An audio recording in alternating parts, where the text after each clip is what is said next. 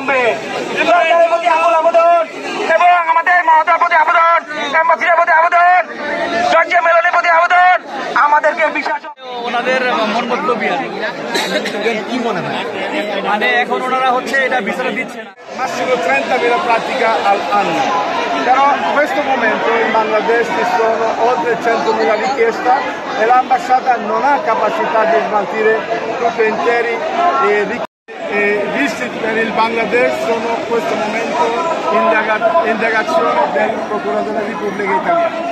Ma noi chiediamo in qualche modo di intervenire e rafforzare dei personale dell'ambasciata perché l'ambasciata italiana in questo momento personale che ha disponibile a Dhaka possono smaltire massimo 100 pratiche al giorno, questo vuol dire 2500 pratiche al mese e questo vuol dire massimo 30.000 pratiche all'anno.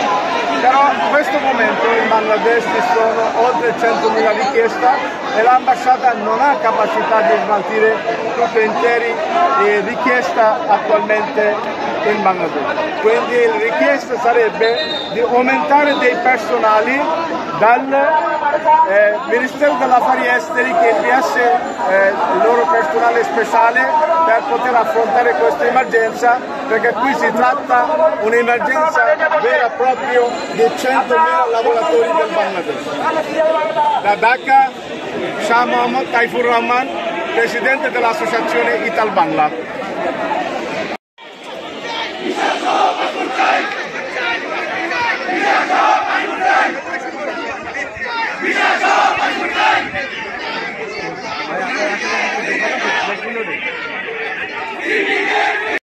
Passport চাই, আমরা ভবিষ্যৎ remittance যোদ্ধা, আমরা visa সহ passport চাই, আমরা আগাবে বাংলাদেশ।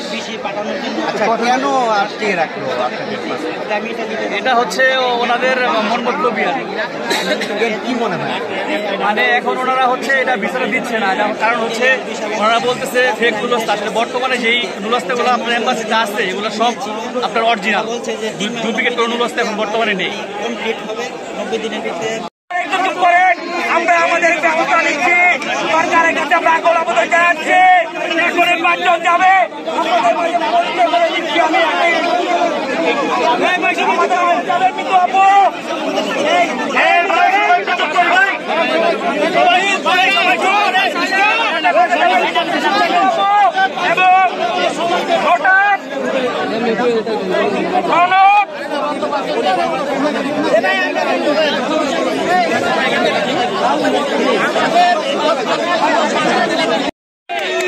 ভাই একটু আমরা শুনি কথাগুলো, 2 মিনিট শুনি, 2 মিনিট।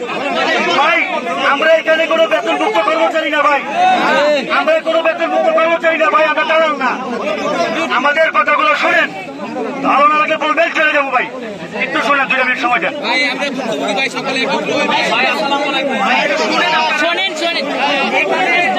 ভাই এখানে আপনারা যারা আসছেন সবাই ভুক্তভোগী, আমি নিজে ভুক্তভোগী।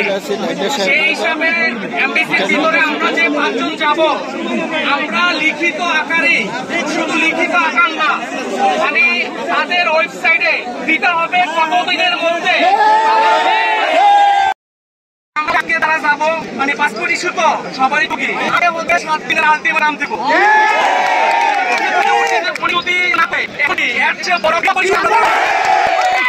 প্রশাসন আমরা কোনো শুনবো না।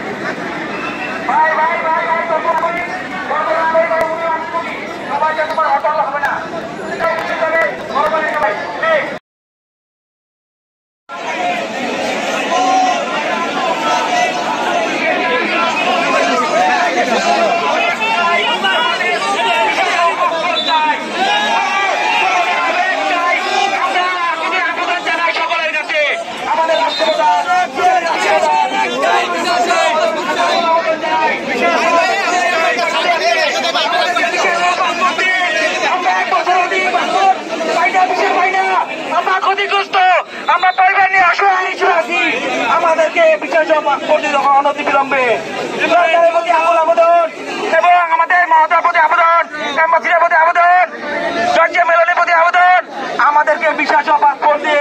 আমরা আপনাদের উন্নয়নের অংশীদার হতে চাই। আমরা আমাদের বাংলাদেশে দেশ অঞ্চল দশের জাতির পরিবারের প্রতি আমরা উন্নয়নমূলক কাজে আমরা উন্নয়নে অগ্রাধিকার হতে চাই।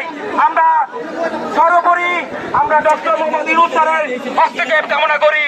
স্যার আমাদেরকে রক্ষা করুন, আমাদের আপনার দুই হাত